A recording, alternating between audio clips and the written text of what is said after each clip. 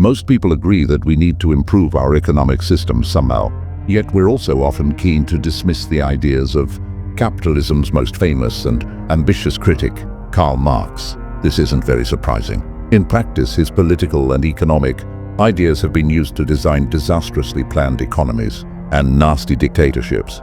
Nevertheless, we shouldn't reject Marx too quickly. We ought to see him as a guide whose diagnosis of capitalism's ills helps us navigate towards a more promising future. Capitalism is going to have to be reformed, and Marx's analyses are going to be part of any answer.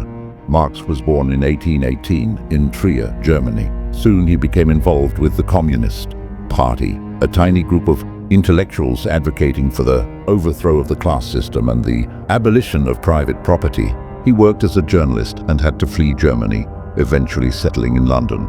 Marx wrote an enormous number of books and articles, sometimes with his friend Friedrich Engels. Mostly, Marx wrote about capitalism, the type of economy that dominates the Western world. It was, in his day, still getting going, and Marx was one of its most intelligent and perceptive critics. These were some of the problems he identified with it. Modern work is alienated. One of Marx's greatest insights is that work can be one of the sources of our greatest joys. But in order to be fulfilled at work, Marx wrote that workers need to see themselves in the objects they have created.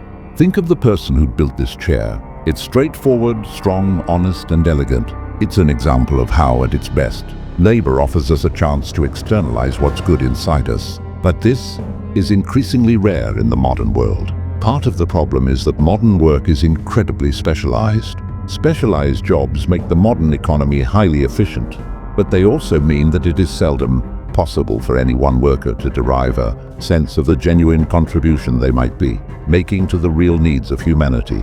Marx argued that modern work leads to alienation and Fremdung. In other words, a feeling of disconnection between what you do all day and who you feel you really are, and what you think you ideally should be able to contribute to existence. Modern work is insecure. Capitalism makes the human being utterly expendable, just one factor among others in the forces of production that can ruthlessly be let go the minute costs rise, or savings can be made through technology. And yet, as Marx knew, deep inside of us, we don't want to be arbitrarily let go.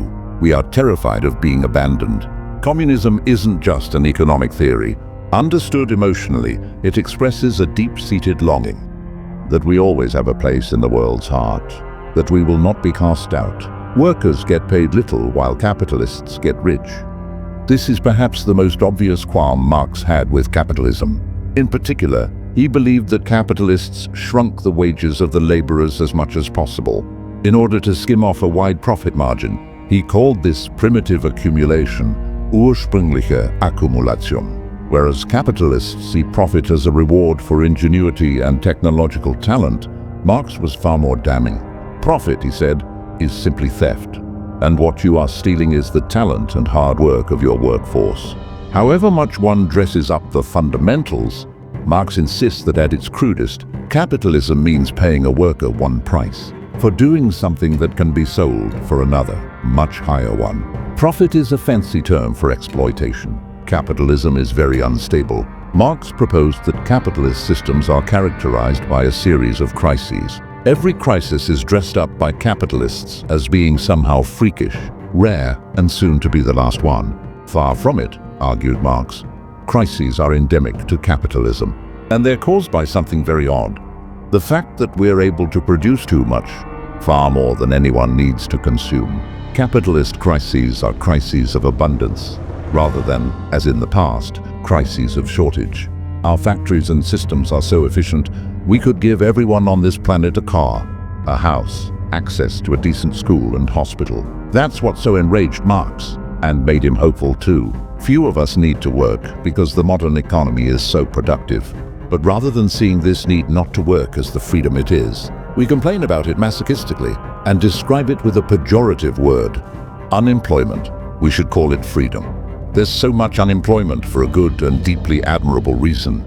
Because we're so good at making things efficiently, we're not all needed at the coalface. But in that case, we should, thought Marx, make leisure admirable.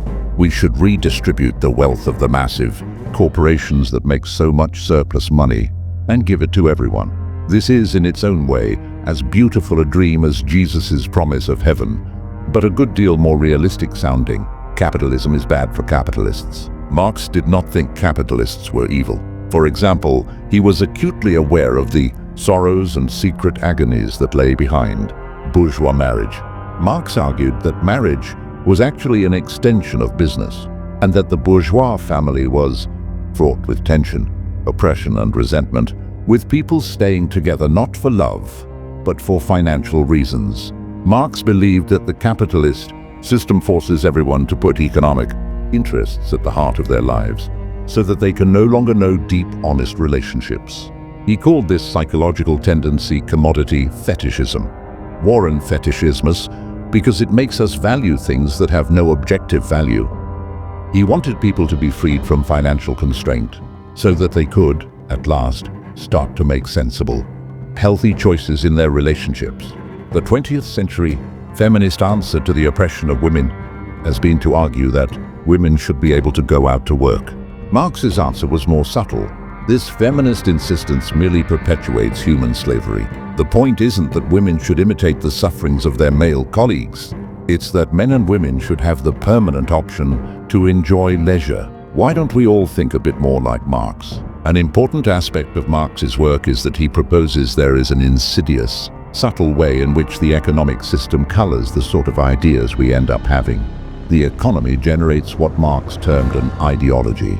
A capitalist society is one where most people, rich and poor, believe all sorts of things that are really just value judgments that relate back to the economic system. That a person who doesn't work is worthless. That leisure, beyond a few weeks a year, is sinful.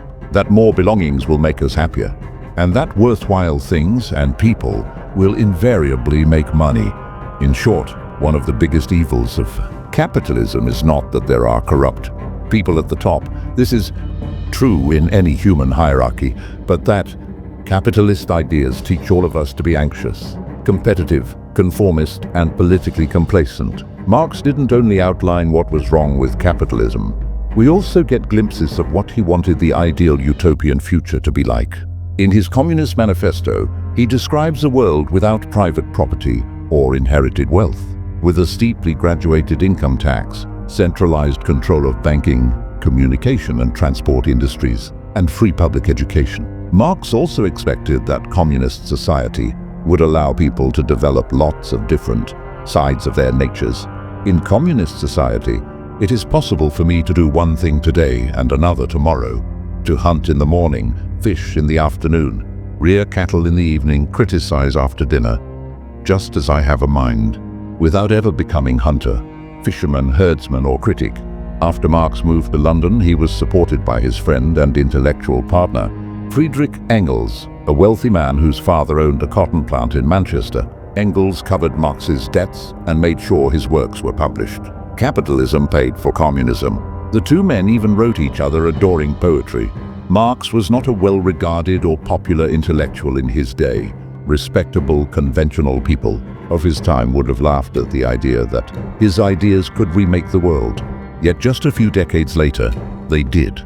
His writings became the keystone for some of the most important ideological movements of the 20th century. But Marx was like a brilliant doctor in the early days of medicine. He could recognize the nature of the disease, although he had no idea how to go about curing it. At this point in history, we should all be Marxists, in the sense of agreeing with his diagnosis of our troubles. But we need to go out and find the cures that will really work, as Marx himself declared, and we deeply agree. Philosophers until now have only interpreted the world in various ways. The point, however, is to change it.